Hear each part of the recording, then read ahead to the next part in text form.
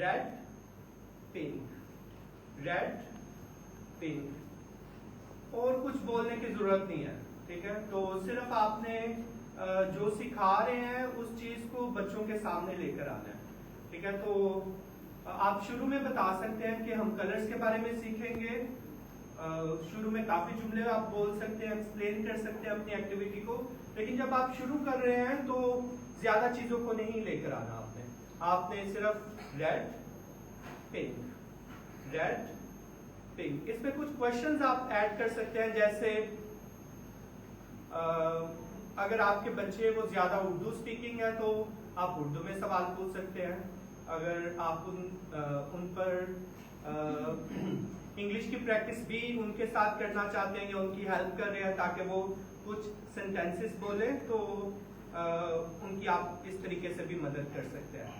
तो आपको करना क्या है, 2 कलर्स रखने हैं सामने बच्चों के, हाथ में पकड़ सकते हैं, कह सकते हैं कि red pink, red pink, where is red colour.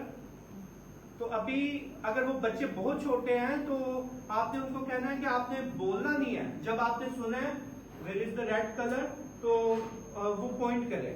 तो अभी जब मैं आपसे पूछूंगा where is red colour, where is red, तो आपने पॉइंट करना है, ठीक है। और अगर मैं कहूंगा पिंक तो पिंक की तरफ पॉइंट करना है, ठीक है।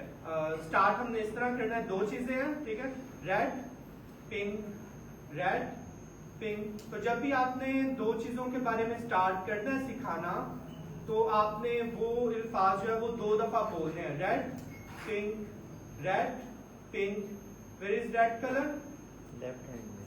हाँ, ठीक है। तो अगर ज्यादा छोटे बच्चे हैं तो शायद आप उनको कह सकते हैं कि वो सिर्फ पॉइंट करें, ठीक है। तो दोबारा से red pink, red pink, where is pink colour, where is red, where is pink, good.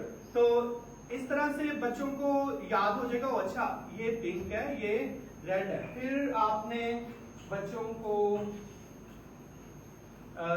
जो अगला कलर होगा उसे आप अपने पास रख सकते हैं, शायद छुपा कर रख सकते हैं, अपने दोबारा से टेबल पर उस चीज पर रख सकते हैं, किसी बुक में रख सकते हैं। फिर दोबारा से आपने स्टार्ट करना है red pink, red pink, yellow, yellow, red pink yellow. जब नया कलर या नया ऑब्जेक्ट आप लेकर आते हैं सिखाने के लिए, तो फिर दोबारा से फर्स्ट से शुरू करना है, ताकि ऐसा ना हो कि एक नए वर्ड पर बहुत ज्यादा प्रैक्टिस हो और पुराने वाले वर्ड जो होंगे उनको भूल जाए। तो दोबारा से फिर रेड पर आना है, red pink yellow, red pink yellow, where is yellow colour, where is red, where is pink, good. तो इस तरह से आपने और कलर्स को ऐड करते जाना है, और आप एक लेसन में आप कितने कलर्स के बारे में सिखाएंगे? हाँ, 8 से 10 आप कलर्स दे सकते हैं। और फिर अपनी एक्टिविटी को दिलचस्प बनाने के लिए आप जैसे कलर पेपर है आप उनको ले सकते हैं, पेंसिल से आपने सिखा दिया तो फिर आपने कहना है ठीक है बच्चों ये कौन सा रंग है? रेड, रेड, येलो,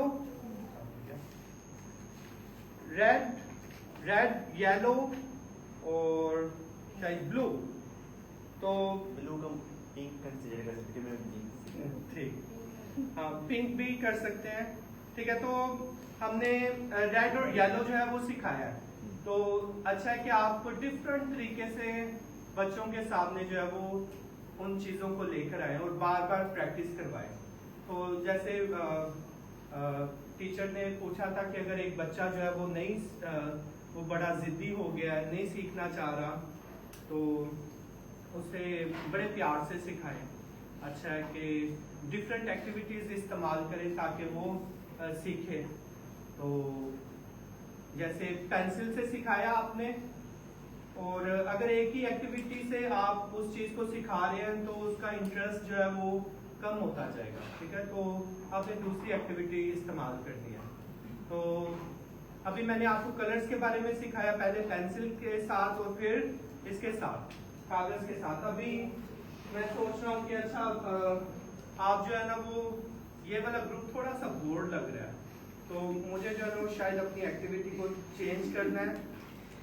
तो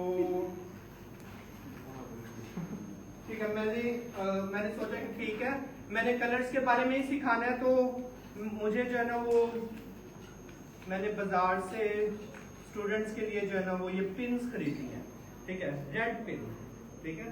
तो ये फिर बच्चों को दिखाना है कि रेड पिन और येलो, गुड, शाबाश, yellow, red, yellow, where is yellow pin, where is red pin, ठीक है। तो इस तरीके से आपको अभी ये कलर सिखाने के लिए मैंने तीसरी चीज जो है वो इस्तेमाल कर दी है। तो फिर भी अगर आप देखते हैं कि अगली दफा अगले दिन में या उसी वीक में या दोबारा से उसी क्लास में आपके बच्चे दोबारा से बोर्ड नजर आ रहे हैं और वो इन तीनों एक्टिविटी से वो कुछ नहीं है, तो फिर आप ब्लून्स ले सकते हैं, ठीक है। और उसी 8 कलर्स के आप ब्लून रखें, उन्हें फुलाएं और उनके बारे में उनसे जो है वो आप सिखा सकते हैं कि रेड ब्लून, पिंक ब्लून और येलो ब्लून, ठीक है। तो ये कलर्स के बारे में कुछ और भी इसमें मेरे पास चीजें हैं, तो वो मैं आपको वर्बली बता सकता हूँ। पैकेट में थी कुछ पोनियां थी, मैंने वो एक छोटे पैकेट में रखी हुई थी। तो आमतौर पर लड़कियों को पोनियां या क्लिप्स पसंद होते हैं, तो हमेशा क्लास में बॉयज भी होते हैं और गर्ल्स भी होती हैं, तो अच्छा कि कुछ इस तरह की चीजें भी हों जो उनके लिए अट्रैक्टिव हों और वो सीख सके और खुशी से सीख सके। तो अगर पोनी का नाम लेंगे तो वो जल्दी से सीखना चाहेंगे, अच्छा ये रेड पोनी, फिर पूछ भी सकते हैं कि कौन सी पोनी पसंद है, ठीक है। और फिर कुछ डायमंड्स थे, असली वाले नहीं है, प्लास्टिक के हैं, तो इनसे भी आप सिखा सकते हैं, ठीक है। तो ये एक तरीका है जिससे आप डिफरेंट ऑब्जेक्ट्स के बारे में अपने बच्चों को सिखा सकते हैं और अपनी क्लास में एक्टिविटीज को दिलचस्प